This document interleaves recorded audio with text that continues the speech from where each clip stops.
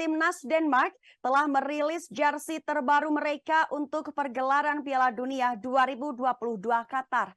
Dalam perilisan jersey baru tim dinamit ini, Hummel selaku perusahaan apparel yang menjadi produsen kit Timnas Denmark mengatakan bahwa desain yang mereka luncurkan mengandung makna kritis terkait catatan hak asasi manusia di Qatar. Dalam sebuah unggahan di Instagram mengatakan jersey ketiga Timnas Denmark berwarna hitam sebagai warna berkabung. Warna itu digunakan untuk menghormati para pekerja migran yang meninggal selama pekerjaan konstruksi untuk Piala Dunia 2022. Desain jersey baru Timnas Denmark itu menepati janji yang dibuat oleh Asosiasi Sepak Bola Denmark November lalu. Janji itu adalah untuk mengenakan pakaian dengan pesan kritis di Piala Dunia 2022 Qatar.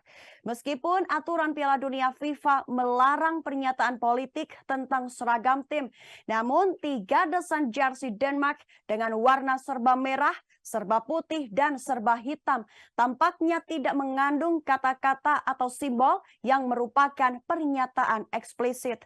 Selain itu, Hummel juga membuat warna logo mereka dan lambang Timnas Denmark seolah memudar dan menjadi satu warna yang sama dengan jersey. Mereka beralasan tidak ingin terlihat selama Piala Dunia karena tidak mau mendukung Qatar sebagai penyelenggara. Denmark yang mencapai semifinal di Euro 2020 telah menjadi salah satu dari 32 tim Piala Dunia yang kemungkinan besar akan mengambil sikap tegas melawan Qatar. Denmark juga bergabung dengan kampanye yang diluncurkan Eropa pekan lalu untuk para kapten timnas mengenakan ban lengan One Love berbentuk hati dan berwarna-warni di pertandingan Piala Dunia. Qatar mendapat banyak kritikan dalam sedekade terakhir karena perlakuan mereka terhadap pekerja migran yang sebagian besar dari Asia Selatan. Para pekerja tersebut dibutuhkan untuk membangun stadion, jalur metro, jalan, dan hotel senilai puluhan miliar dolar, namun ada pekerja yang haknya belum dipenuhi.